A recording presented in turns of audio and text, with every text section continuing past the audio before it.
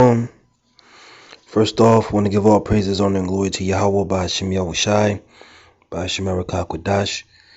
All right, for giving me the spirit to do this lesson. Double honors to the elders and apostles of Great Millstone that taught us and that rule well. And shalom to the hopeful like brothers and sisters. All right, that, listen to this word, believe in this word, apply this word, and, have fear in Yahweh by Hashem Yahushai. And I just wanted to do a basic lesson here, on basically going into timing, man. All right, season. All right, because everything that happens upon the earth, there's a set and appointed time for it to happen. All right, and there's the right time to do particular things. All right, upon the earth. And I'm gonna read this Ecclesiastes chapter 3, verse 1. To everything there is a season, meaning there's a time for everything. All right, and a time to every purpose under heaven. Right, a time to every purpose under heaven. Right, now, when you think about it, and I'm gonna be dipping in and out of this this book and going into other precepts, but when you think about the timing of everything is appointed, okay, and ordered by the Most High for it to happen at a specific time. Everything is on a schedule with the Most High. Now, let's get an example. Here, let's go to Habakkuk chapter 2, verse 3. It says, "For the vision is yet for an appointed time, but in the end it shall speak and not lie. Though it tarry, wait for it, because it will surely come, it will not tarry." So the different visions that the Lord has given the prophets and that has been written down, all right, and recorded and kept. That's why we have the scriptures, the Bible, compiled together. All right, all those visions are revelations of the will of the Most High. All right, and there is a specific time, as we just read. There's an appointed time for the Most High to put those different plans into action. Right, there's an appointed time there was appointed time for us to go into slavery and to be under the curses. There was an appointed time for us to be scattered amongst all the other nations. All right, there's an appointed time for us to let's get this.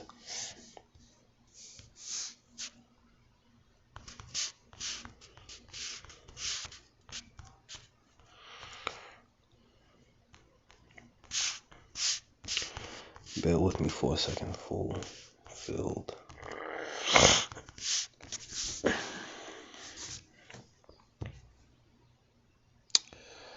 Let me see. I think that's a compound word.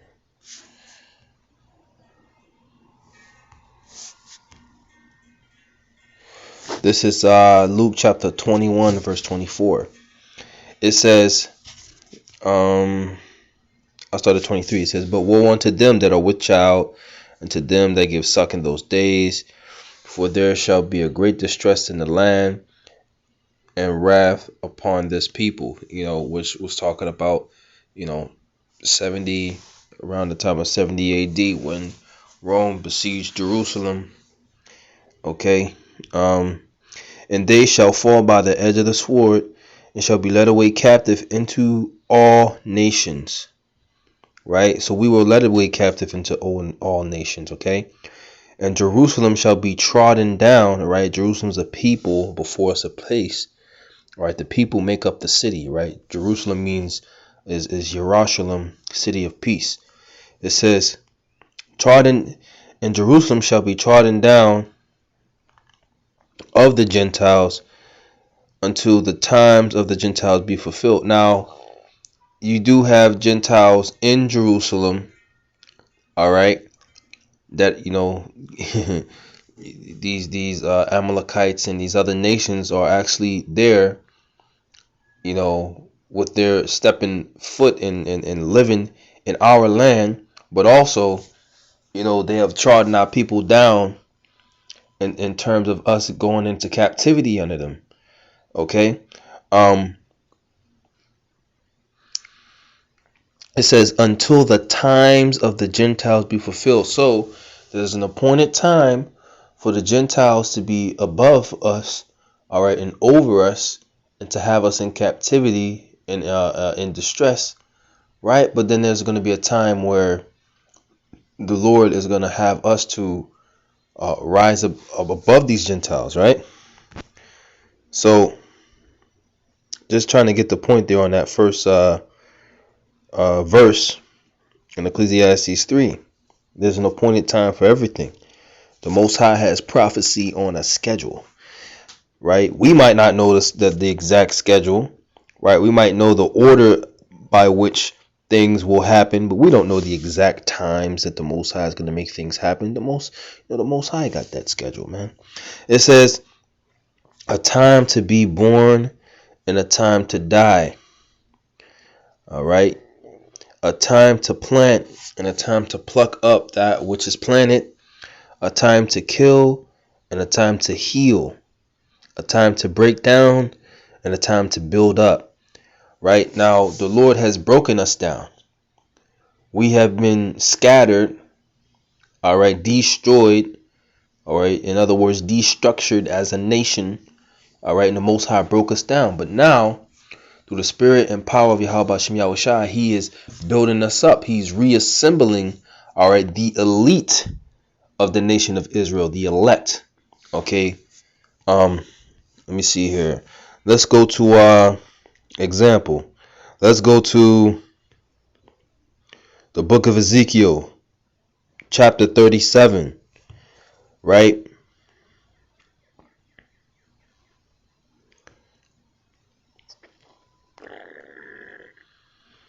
This is the prophecy of the Lord bringing us back together by the word.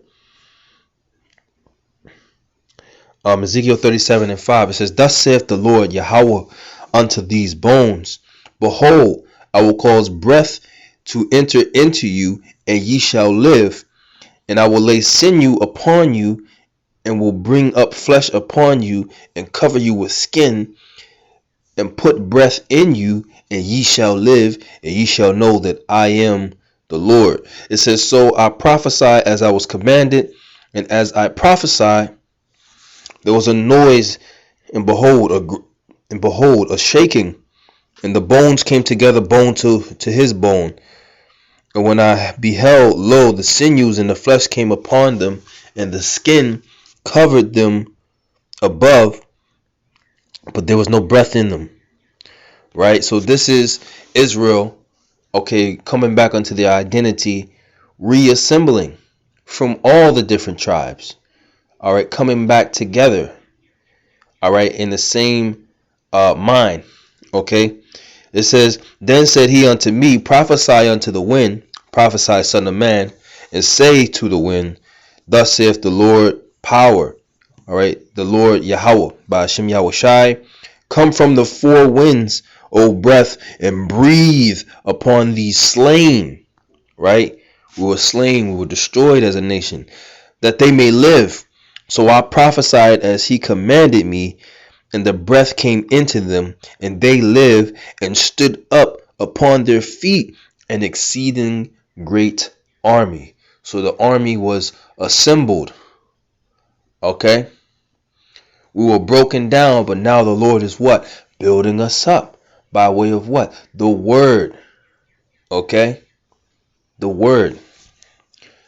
So back to Ecclesiastes chapter 3.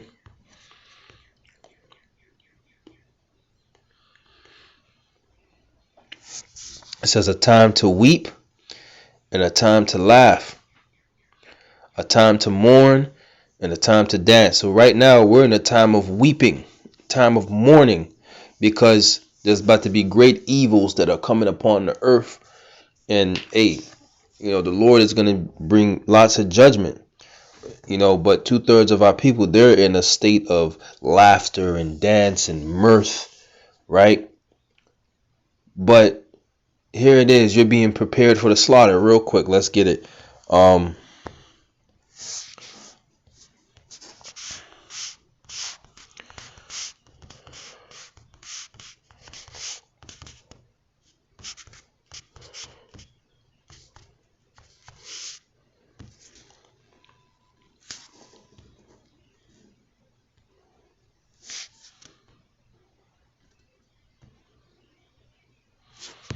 Here it is, Ezekiel chapter 21.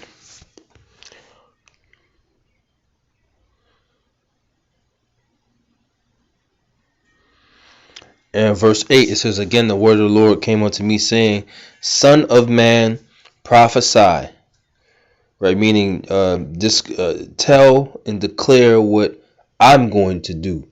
Because everything that is prophesied, that's been written in the scriptures, what we tell you out on the streets is what the Lord said he's going to do. Right? This is the Lord's plan. This is not our plan. We don't even have, power in the situation, man. It says, Son of man, prophesy and say thus. And say, thus saith the Lord, say, a sword is sharpened and also furbished. And that's what we tell people, man. That this devil, which is the sword of the Lord, all right, I believe, what's that? Psalms, the 13th chapter, 7th verse. This devil, which is the sword of the Lord, is preparing weaponry. He's preparing it to slaughter the people of our nation. Okay? But the Most High is making him to prepare this, right? Because remember, it was through, the Most High gave this devil his blessing through our forefather Isaac, the blessing of the sword. So, the Lord is putting the spirit on him to prepare, because he's going to be a part of, he's going to be a part of that spirit of vengeance, to execute vengeance upon our people. The Lord's going to put the spirit on him to kill a lot of Israelites, a lot of you so-called Negroes, Latinos, and Native Americans that take no heed unto the scriptures. It says, it is sharpened to make a sword. So like a sword is sharpened and also furbished. It is sharpened to make a sore slaughter. It is furbished that it may glitter. Should we then make mirth? Now is not the time to make mirth. It says, it contemneth the rod of my son as every tree, and he hath given it to be furbished that it may be handled. This sword is sharpened, and it is furbished that it to give into the hand of the slayer. All right, the slayer, Esau. His weapons prepared, man. Being prepared. It said this is given, right? The Most High gave this devil the knowledge of technology on how to destroy people, right? So now is not the time of mirth. Okay? It says a time to cast away stones and a time to gather stones together, right? And like I said, we were all scattered, all right? But now in this third temple, which is spiritual, the Lord is gathering those lively stones to build up the temple, all right, with the Lord Yahushua as the head of the corner. The stone which the builders disallowed. That's that foundational stone right there. But he's gathering us all back together. And then even coming into the physical sense, we are physically going to be gathered together, all right, and reunited with our Lord Yahushua. Lord, Lord, will we be of the elect? Lord, will I be of the elect, But reunited with our Lord Yahushua in the air, right? It says a time to embrace and a time to refrain from embracing, a time to get and a time to lose, right? Hey, the Lord giveth and the Lord taketh away. A time to keep and a time to cast away. A time to rend and a time to sow. A time to keep silence and a time to speak. So, hey, coming into this truth, you start to learn the right time to say particular things. Over a period of time, you start to learn the right time to say particular things, and bring certain points out at camp or whatever, and then you learn how to hold your tongue, not say anything. It says a time to love and a time to hate, a time of war and a time of peace. And we're coming into a time of war. Right now is a spiritual war. Right then the war is going to get physical. Right then the Lord's going to come back and he's going to decimate all the armies of the earth. All right. And we're going to get into the time where it says what? The nation shall learn when war no more. Just going through this chapter and putting everything, giving examples and putting everything in perspective in terms of, prophecy.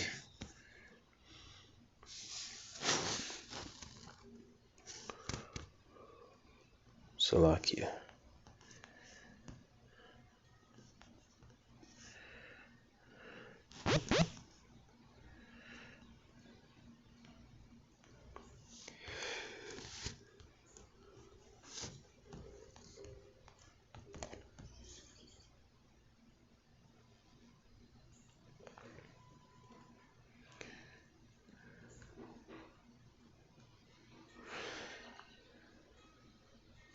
Micah chapter 4, verse 3. It says, and he shall judge among many people and rebuke strong nations afar off.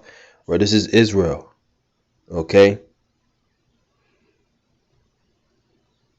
Yep. This is when Israel is established. All right. As the top ruling power on the earth. It says, then he shall judge among many people and rebuke strong nations afar off. And they shall beat their swords into plowshares. Right. They're going to turn their weapons into agricultural instruments. Okay. And their spears into pruning hooks. Nation shall not lift up sword against nation, neither shall they learn war anymore. So now we're going to be in the time of peace. All right. The nation of Israel is going to be in peace first. All right. And then as long as these nations comply, they'll be at peace also.